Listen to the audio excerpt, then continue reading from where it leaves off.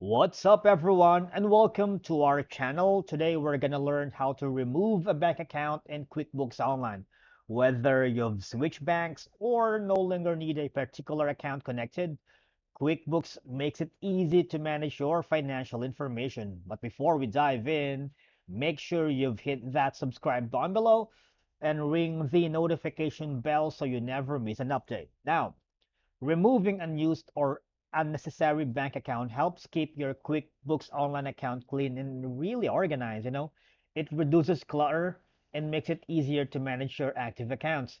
Because we have to admit that having numerous bank accounts, especially ones that are no longer in use, can lead to confusion and errors in your financial records. So by removing that, you minimize the risk of selecting the wrong account when categorizing transactions.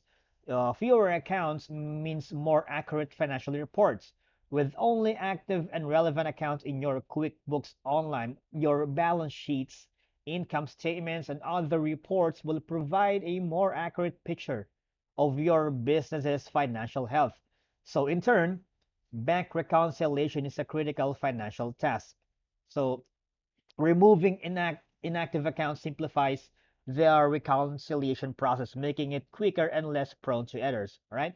So by doing that, we have to go here. If you're using the same version that I have, go to banking, click banking, and you would automatically, if you have an existing bank connected accounts, you won't be receiving this one.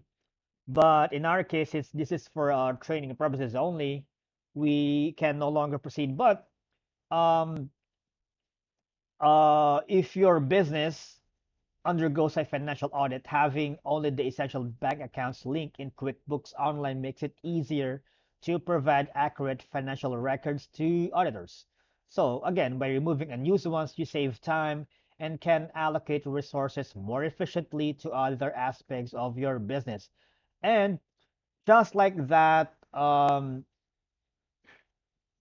you've successfully removed any bank account that are unused and you no longer needed to in QuickBooks Online. It's a handy feature for anyone. And if you found this tutorial very helpful, please give it a thumbs up and consider subscribing to our channel for more QuickBooks and accounting tips.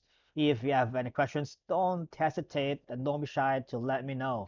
Or topics you'd like us to cover. Leave them in the comments below. I read all of them. And thanks for watching. We'll see you in the next video.